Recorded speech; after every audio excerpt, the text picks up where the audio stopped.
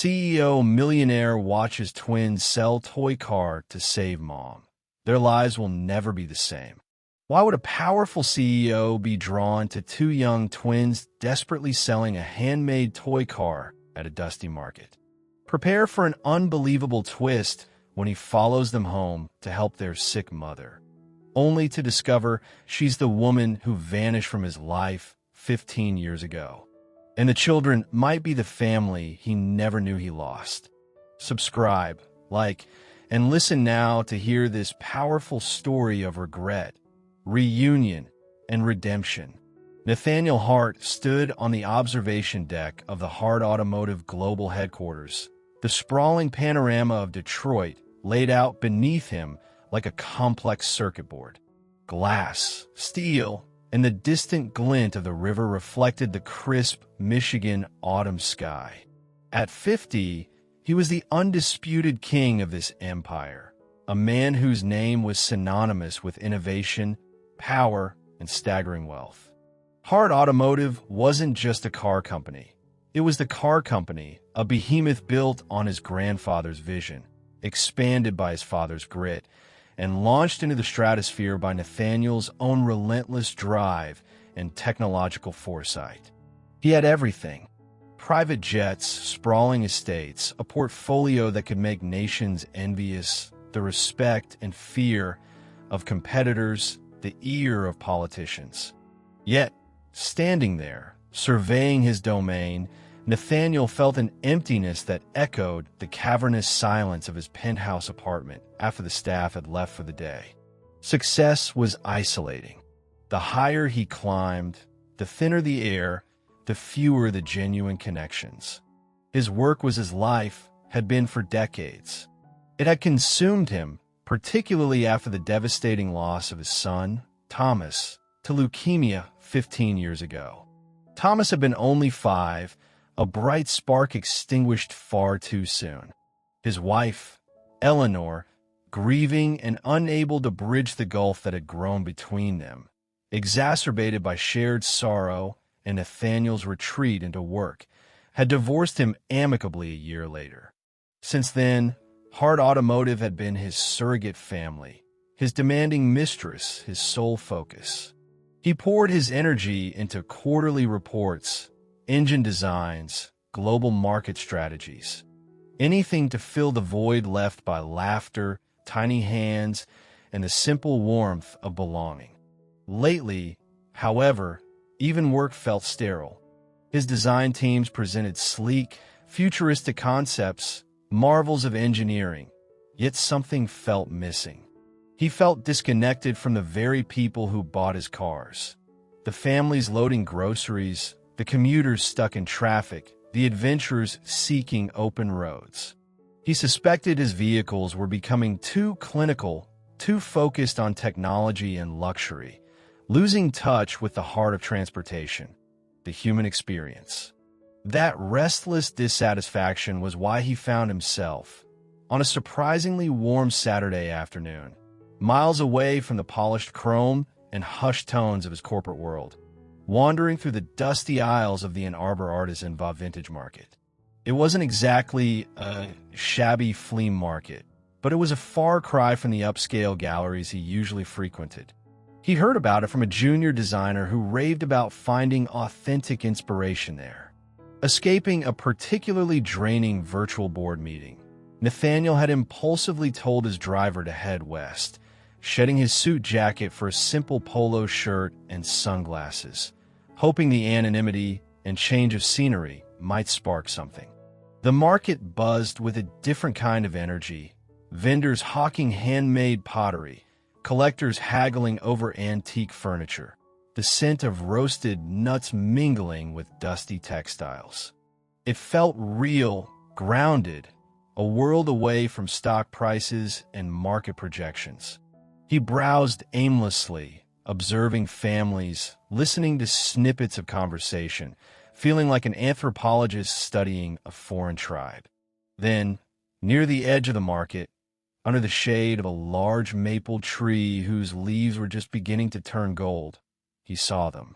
A boy and a girl, twins he guessed by their identical height, and strikingly similar features, stood close together. They couldn't have been more than 10 years old.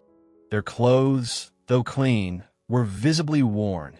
Jeans faded at the knees, t-shirts slightly stretched. The boy stood taller, tried to project confidence, holding up a small, well-loved wooden toy car. It wasn't plastic, but handcrafted, its red paint chipped, its wheels smooth from countless journeys across imaginary landscapes. The girl stood beside him, clutching a doll with yarn hair, her expression anxious, her eyes looking suspiciously red-rimmed. "Toy car for sale," the boy called out, his voice earnest but thin, struggling to carry over the market buzz. "Special car, only $2. Help us out." Few people spared them more than a passing glance. They were just kids selling a cheap toy, easily overlooked in the bustling market. But something in their posture, a mixture of desperation and fierce loyalty to each other, snagged Nathaniel's attention. He watched for a moment as the girl whispered urgently to the boy, "Please hurry, Leo. Mom needs her medicine soon." Medicine. The word struck a chord deep within Nathaniel, vibrating with the painful memory of hushed hospital corridors for drips and the crushing impotence of watching his own child suffer. He felt an unexpected pull, a curiosity mixed with a pang of something akin to compassion, a feeling he hadn't allowed himself to indulge in years. He changed direction, walking slowly towards the children beneath the maple tree. The empire he commanded felt distant and irrelevant. Suddenly, this small scene held more weight than any corporate strategy session. Nathaniel stopped a few feet from the children, removing his sunglasses.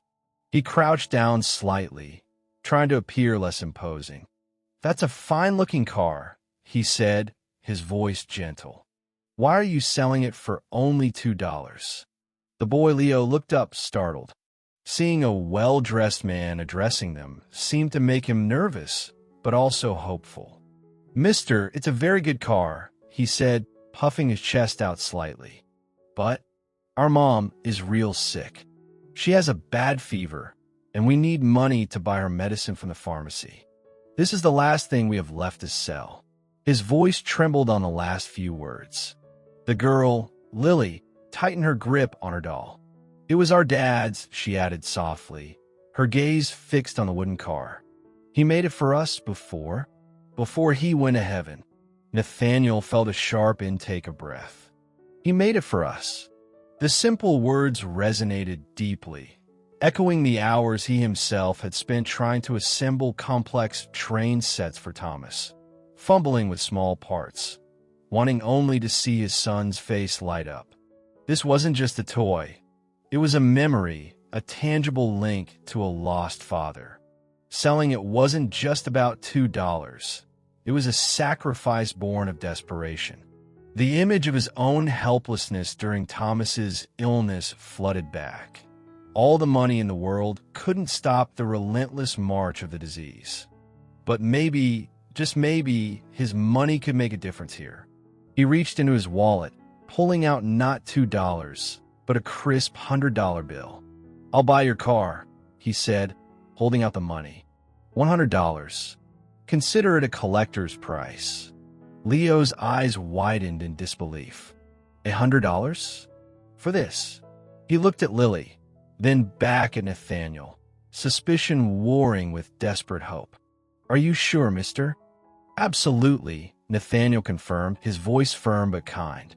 "It looks like a car with a lot of history, and I appreciate things with history." He gently took the wooden car from Leo's hand. It felt solid, worn smooth in places, imbued with the invisible energy of childhood play. "Now," he added, pocketing the car carefully, "you said your mom needs medicine. Why don't you take me to her? Maybe I can help more than just buying your car." The twins exchanged uncertain glances. They'd been warned about talking to strangers, let alone accepting rides. But the man seemed kind, and the $100 felt like a miracle. More importantly, their mother was sick, really sick. Lily nodded hesitantly. Okay, Leo agreed, making the decision for both of them. Our house isn't far. They led him away from the bustling market, down a few side streets where the houses grew progressively smaller, the lawns less manicured. The neighborhood wasn't derelict, but bore the marks of economic hardship: peeling paint, sagging porches, older cars parked along the curbs. Leo walked with a determined stride, while Lily kept glancing back at Nathaniel, still clutching her doll tightly. Nathaniel walked quietly beside them, the small wooden car feeling strangely heavy in his pocket, the $100 bill seeming utterly insignificant compared to the weight of the children's burden. Their house was a small, rented bungalow squeezed between two larger dwellings. The paint was faded and a few shingles were missing from the roof, but pots of wilting chrysanthemums on the porch suggested someone cared, even amidst the struggle. Leo pushed open the unlocked front door, revealing a sparsely furnished living room. It was tidy but threadbare. A worn sofa, a couple of mismatched chairs, and shelves filled mostly with children's books and drawings constituted the main furnishings. A small fan whirred inefficiently in the corner, doing little to combat the lingering afternoon heat. "Mom," Leo called out softly. "We're home. We sold the car." A weak cough answered him from a room off the main living area. The twins led Nathaniel towards the sound. The bedroom was dim, the curtains partially drawn. A woman lay in an old metal frame bed, covered by a thin blanket despite the warmth.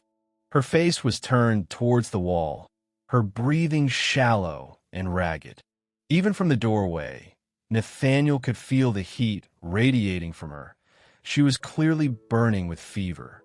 Empty glasses and a box of tissues sat on the nightstand beside a well-worn Bible. "Mom, we got money for your medicine," Lily whispered, approaching the bed tentatively. "And this man helped us. He wanted to see you." The woman stirred, coughing again, a deep, painful sound. She slowly, effortfully, turned her head towards the door. Her hair was matted with sweat, her face pale and drawn, her eyes clouded with fever. But as her gaze landed on Nathaniel, standing hesitantly in the doorway, her eyes widened slightly, a flicker of disbelief, of shocked recognition cutting through the haze of illness. Time seemed to stutter. Nathaniel froze. He knew that face. Older, yes, worn down by illness and hardship, but unmistakably the same structure, the same shape of the eyes, the same curve of the mouth. It was Clara Du Bois, the fiery, intelligent art student who had captured his heart 20 years ago, the woman he had loved fiercely and then carelessly lost in his relentless pursuit of corporate success. The woman who had disappeared from his life 15 years prior, leaving only a short, cryptic note about needing space, vanishing without a trace. He hadn't thought of her in years, burying her memory along with his grief for Thomas. But seeing her now, sick and vulnerable in this impoverished room, the past rushed back with the force of a physical blow. It couldn't be.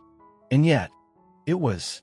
The mother of these children, the reason they were selling their father's handcrafted toy car, was the ghost of his own past.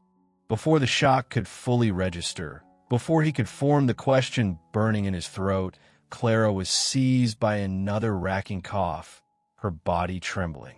Practicality surged past Nathaniel's astonishment. She was critically ill. He pulled out his phone, his fingers surprisingly steady as he dialed not 911, but the direct number for the chief administrator of Detroit's most prestigious private hospital, a man who owed him several favors.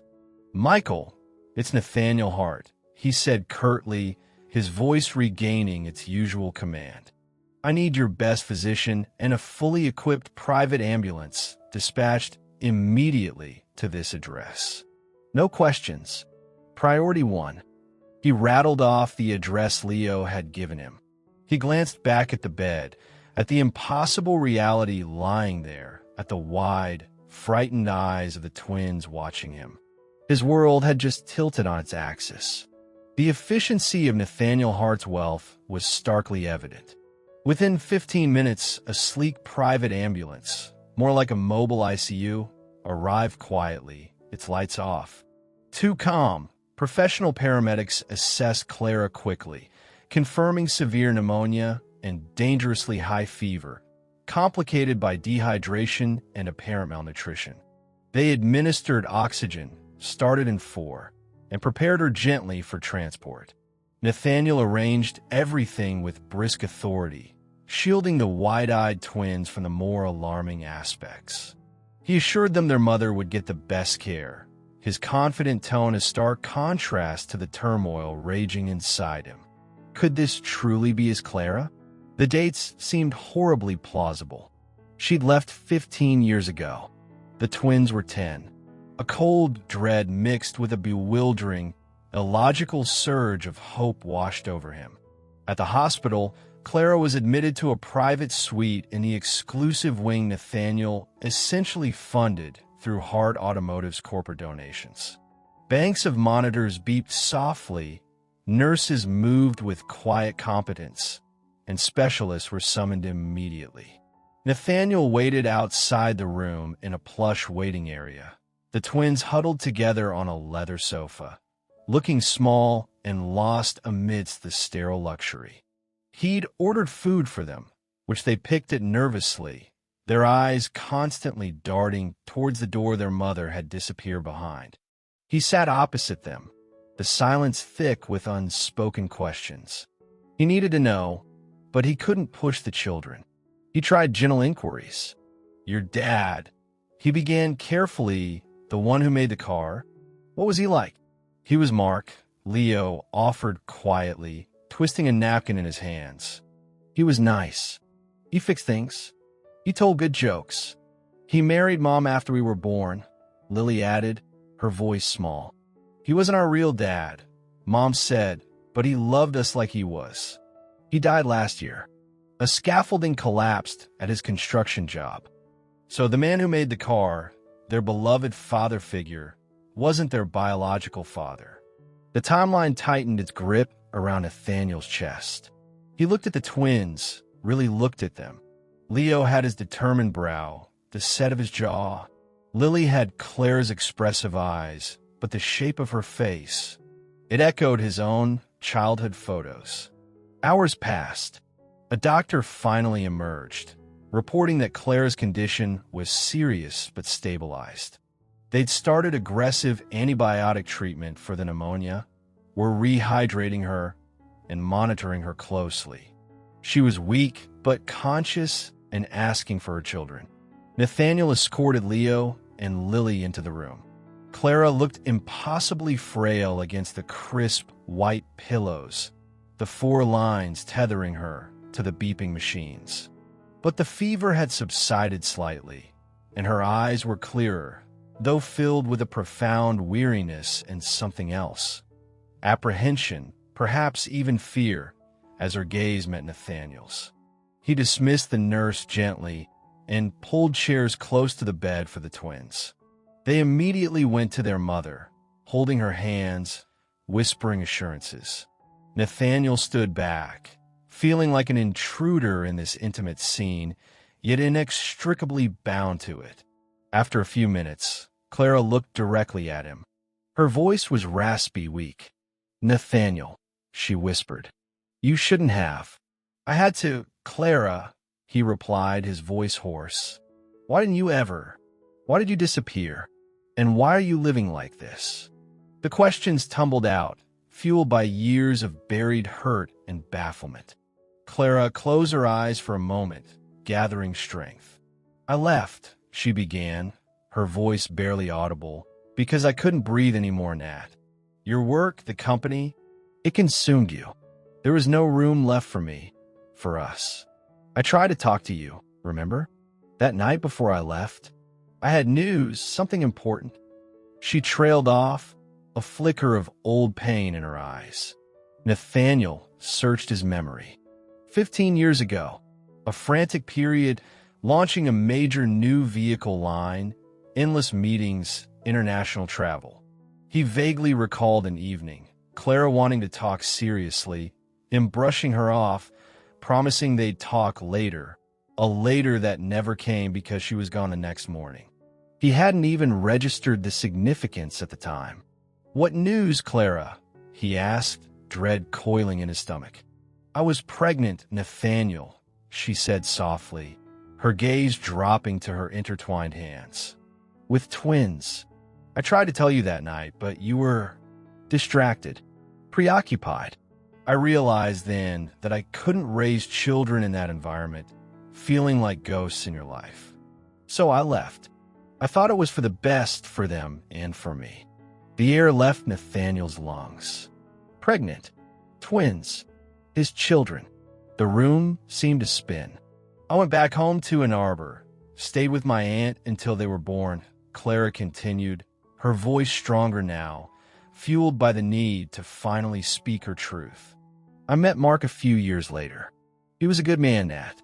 Kind, steady. He knew they weren't his biologically, but he loved them, truly loved them. We weren't rich, but we managed. We were happy in our own way. Then the accident. It took everything.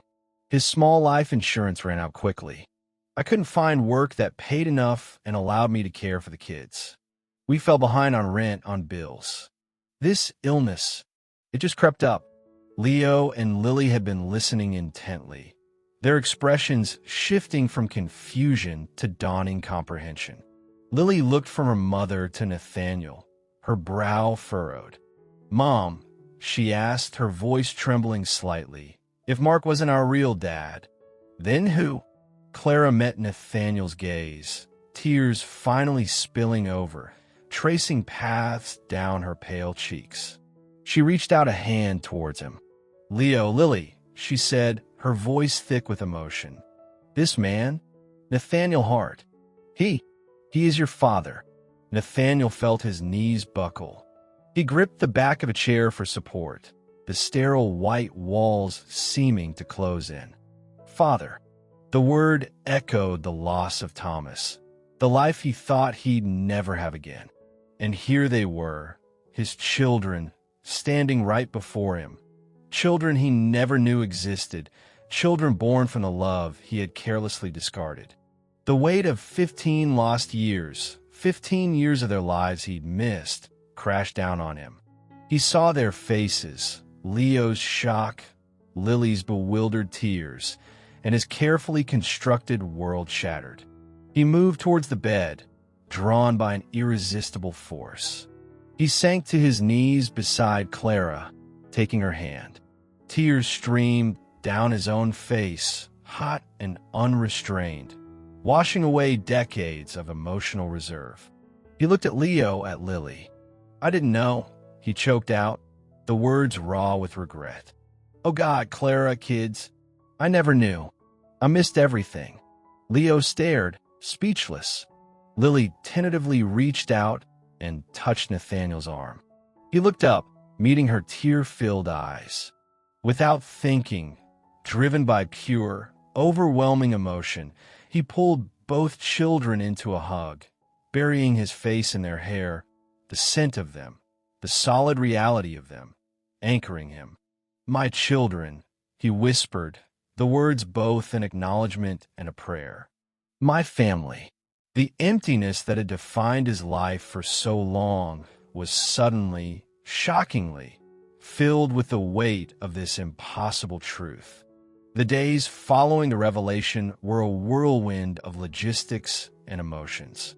Nathaniel installed Clara in the most comfortable recovery suite the hospital offered, ensuring round-the-clock care. He hired tutors to help Leo and Lily catch up on the schooling they'd clearly missed due to their mother's illness and poverty. He also arranged for trauma counseling for the children, recognizing the immense shock and upheaval they were experiencing. Instead of immediately moving them into his imposing, sterile mansion, a place that felt utterly wrong for this fragile, emerging family. Nathaniel rented a large, comfortable furnished house in a quiet, leafy suburb not far from the hospital. It had a backyard, cozy furniture, and a welcoming atmosphere, a neutral ground where they could begin to navigate this new, bewildering reality. He moved into one of the guest rooms himself, putting his multi-billion-dollar company largely on autopilot, delegating ruthlessly to his senior executives, something he hadn't done in years. His priority, for the first time since Thomas's death, wasn't hard automotive. It was Clara, Leo, and Lily. Building bridges was delicate work. Nathaniel, accustomed to boardroom command, found himself clumsy and uncertain in the role of father. His first instinct was to shower the twins with gifts, expensive electronics, designer clothes, every toy imaginable. Leo politely accepted them, but seemed more interested in taking apart an old radio Nathaniel had found in the garage. Lily treasured a simple art set far more than the elaborate dolls. Clara, recovering slowly but steadily, acted as a gentle mediator. "Nat," she'd said one evening, watching him awkwardly try to engage Leo with a complex robotics kit, "they don't need more things. They need you. Your time. Your attention. Just be with them." He started trying. He sat with Leo for hours, patiently helping him solder wires for the old radio, talking about how things worked, discovering the boy had a natural aptitude for mechanics and problem solving. He read Lily her favorite fantasy novels aloud, doing silly voices for the characters, and found himself captivated by her vivid imagination and insightful questions. He took them to parks, museums, baseball games, simple outings that felt more meaningful than any black-tie gala he'd ever attended. There were challenges. Leo sometimes grew quiet and withdrawn, missing Mark, confused about his identity. Lily occasionally had nightmares, waking up crying for her mom. Nathaniel learned to offer quiet comfort, not easy solutions. He spoke openly about Thomas, sharing his own grief, creating a space where sadness was allowed. He also encouraged them to talk about Mark, honoring his memory and the role he played in their lives. Clara watched the tentative bonds forming with a mixture of hope and trepidation. Her feelings for Nathaniel were a tangled mess. Lingering resentment over his past neglect warred with overwhelming gratitude for his current intervention. There was also an undeniable spark, a rekindling of the affection they'd once shared, complicated by 15 years of separate lives and unspoken hurts. They began talking, really talking, late at night after the children were asleep, unpacking the past, acknowledging mistakes, and cautiously exploring the possibility of the future.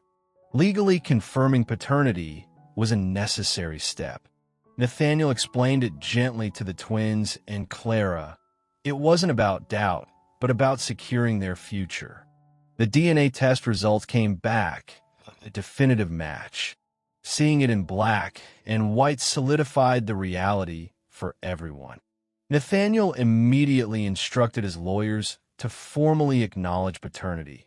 Changes will to name Leo and Lily as his primary heirs alongside establishing substantial trust funds, and begin the process of legally changing their surnames to Hart, if and when they felt ready. The news sent ripples through the Hart automotive boardroom, but Nathaniel met the whispers and concerns with unshakable resolve. "They are my children," he stated flatly in a meeting. "My legacy." End of discussion. One rainy afternoon, Nathaniel found Leo and Lily sprawled on the living room floor, surrounded by drawings and their small collection of toy cars, including the original wooden one Nathaniel had bought back from them and returned. They were designing elaborate road systems on large sheets of paper, debating the features of their imaginary vehicles. "This one needs a snack compartment, Leo, right here," Lily declared, pointing. and a special seat for Button and her doll. Yeah, Leo agreed, sketching rapidly. And it needs better suspension for bumpy roads like outside Grandpa Mark's old workshop. And maybe solar panels on the roof. Nathaniel stopped, listening. They weren't just playing. They were problem-solving, designing from a child's perspective, focusing on practicality, fun, and emotional connection, Button and seat. An idea sparked in his mind, sudden and bright. His design teams were chasing abstract concepts. These kids were talking about real life, real needs. He sat down with them, genuinely curious. "Tell me more about your perfect car," he prompted. For the next hour, he listened as they poured out ideas. Hidden storage spots, durable materials, easy-to-clean surfaces, entertainment options, safety features inspired by their worries, even eco-friendly elements like Leo's solar panels. The next day, Nathaniel walked into a design meeting at Hard Automotive carrying not a briefcase, but a stack of the twins' drawings. He bypassed the sleek, aerodynamic models his team had prepared. "Forget these for a moment," he announced. "We're going to design something different, something for families inspired by kids. I want storage, durability, connectivity, safety, and a touch of fun. I want a car designed from the inside out, focusing on the passenger experience, not just the drivers." His team was initially stunned, then intrigued. He shared the twins' specific ideas: the snack compartments, the integrated tablet holders, the washable seat covers, the enhanced safety sensors positioned lower for child visibility. He didn't claim Leo and Lily were engineers, but framed them as his user experience consultants. The concept took root, evolving into a plan for a new line of family-focused vehicles. Nathaniel decided to call it Twin Drive, a name that honored the source of the inspiration and symbolized the new direction his own life had taken. Leo and Lily were occasionally brought into kid-friendly feedback sessions, their eyes wide with excitement as they saw their simple ideas morphing into tangible designs on computer screens and clay models, feeling truly seen and valued.